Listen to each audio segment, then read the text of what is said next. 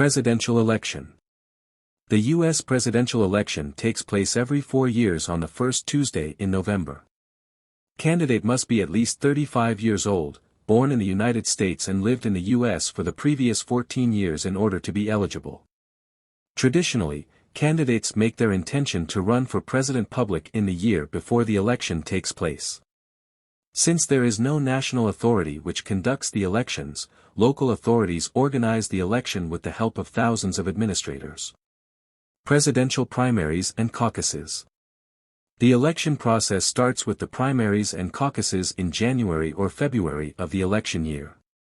Primaries are organized by state and local authorities using a secret ballot to cast votes for hopeful presidential candidates from each of the major parties. Caucuses are private events organized by political parties themselves. Here, voters decide publicly which candidate they prefer. Afterwards, organizers count the votes and calculate how many delegates each candidate receives. Delegates.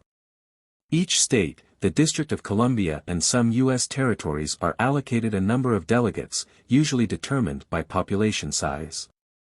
In addition, a formula is used to adjust the number by rewarding states which, for example, voted for the last party's presidential candidate. These delegates represent their state in the National Party Convention and vote to decide each party's presidential candidate. There are two main types of delegates. Pledged delegates, who have to support the candidate to whom they were assigned in a primary or caucus. Unpledged or superdelegates, who can choose freely which candidate they would like to support. National conventions.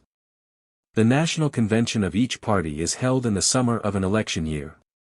A majority of delegates' votes is needed to receive the nomination of the party, which is often already reached and known before the national conventions take place. If no majority is reached, the national convention is where the presidential candidate will be selected. General election campaigning. After the nominee for each political party have been chosen, the presidential candidates go head-to-head campaigning throughout the country. They go on rallies and take part in debates to win the support of voters across the nation. Moreover, they explain their plans and views to society. Electoral College. On election day, voters go to the polling place and cast their vote for their preferred candidate. The voters elect their president and vice president indirectly. Both are chosen by electors through the Electoral College process. States are allocated electors based on the number of seats they have in the House of Representatives and Senate. Washington, D.C. gets 3 electors but other U.S. territories don't get any.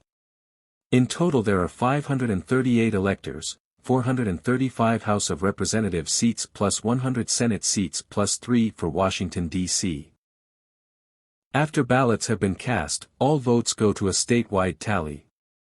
Washington, D.C. and 48 states use the winner-takes-all procedure where the election winner receives all the electors in that state.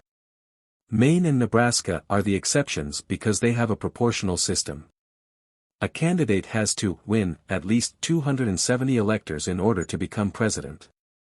Voting at the Electoral College takes place in the weeks after Election Day. The winner is usually always announced on the night of the election. Inauguration Day. Inauguration Day takes place on January 20th at the U.S. Capitol Building in Washington, D.C. First, the Vice President is sworn in, followed by the President. Both officially become President and Vice President after reciting the oath of office, which has been used since the late 18th century. If you learned something today, please subscribe, follow and share this video.